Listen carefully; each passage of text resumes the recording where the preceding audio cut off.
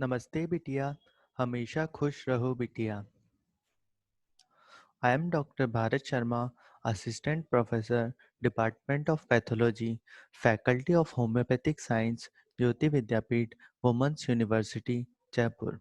Today's topic is renal system, its anatomy and its physiology. Normal structure of kidney. The kidneys are bean-shaped paired organs, each weighing about 150 gram in the adult male and about 135 gram in the adult female. The hilum of the kidney is situated at the midpoint on the medial aspect where the artery, vein, lymphatics, and ureter are located. The kidney is surrounded by a thin fibrous capsule which is adherent at the hilum. Cut surface of the kidney shows three main structures: well demarcated peripheral cortex, inner medulla, and the innermost renal pelvis. The renal cortex forms the outer rim of the kidney and is about 1 centimeter in thickness. It contains all the glomeruli and about 85% of the nephron tubules. The renal medulla is composed of 8 to 18 cones shaped renal pyramids. The base of a renal pyramid lies adjacent to the outer cortex and forms the corticomedullary junction, while the apex of each called the renal papilla contains the opening of each renal pyramid for passage of urine. The renal pelvis is the funnel-shaped collection area of the urine for drainage into the ureter. The minor calyx, 8 to 18 in number in a normal kidney, collect urine from renal papillae and drain into major calyx, which are 2 to 3 in normal kidney. The parenchyma of each kidney is composed of approximately 1 million microstructures called nephrons. A nephron in turns consists of 5 major parts, each having a functional role in the formation of urine: the glomerular capsule, glomerulus, and Bowman capsule, the proximal convoluted tubule, the loop of Henle, the distal convoluted tubule, and the collecting ducts. From point of view of disease of the kidneys, four component of renal parenchyma requires further elaboration: renal vasculature, glomeruli, tubules, and interstitium. First is renal vasculature.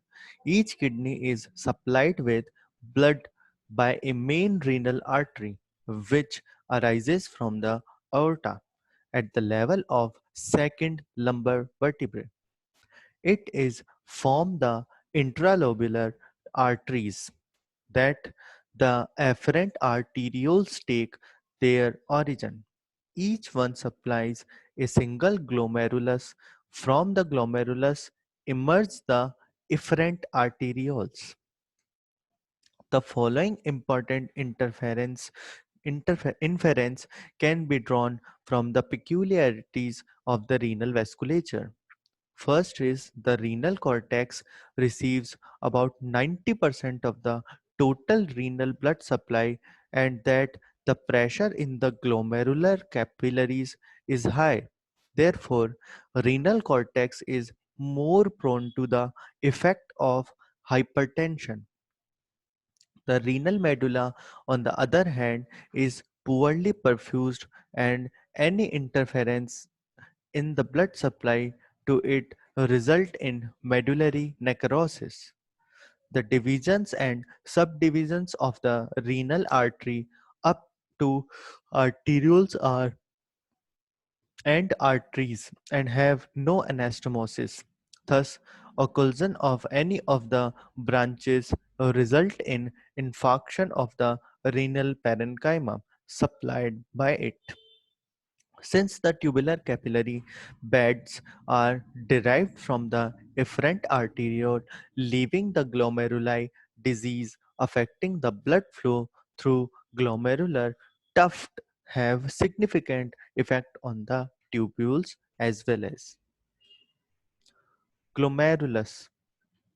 The glomerulus consists of invagination of the blind end of the proximal tubule and contains a capillary tuft fed by the afferent arteriole and drained by efferent arteriole. The capillary tuft is covered by visceral epithelial cells, also called podocytes, which are continuous with those of the parietal epithelium at the vascular pole. The transition to the proximal tubular cells occurs at the urinary pole of the glomerulus.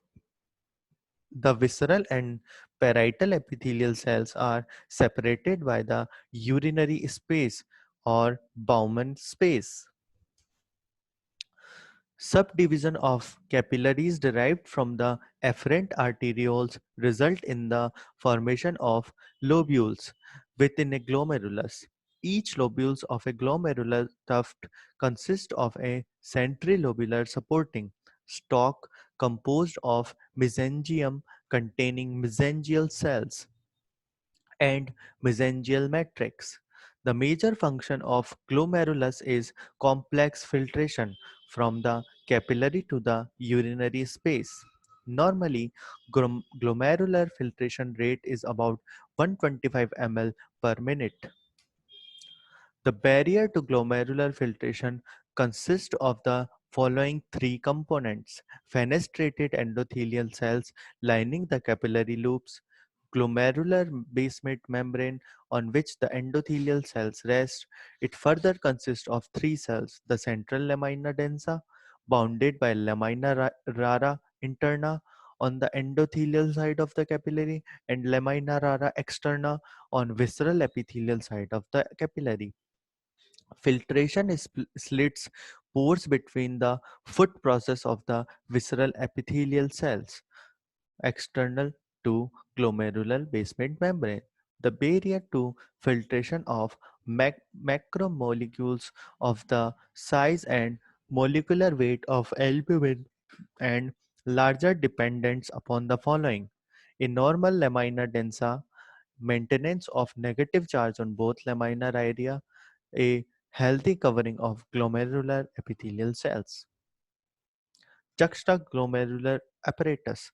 The juxtaglomerular apparatus is situated at the vascular pole of the glomerulus and is made up of three parts: the juxtaglomerular cells, the macula densa, the Lacus cell or non-granular cells.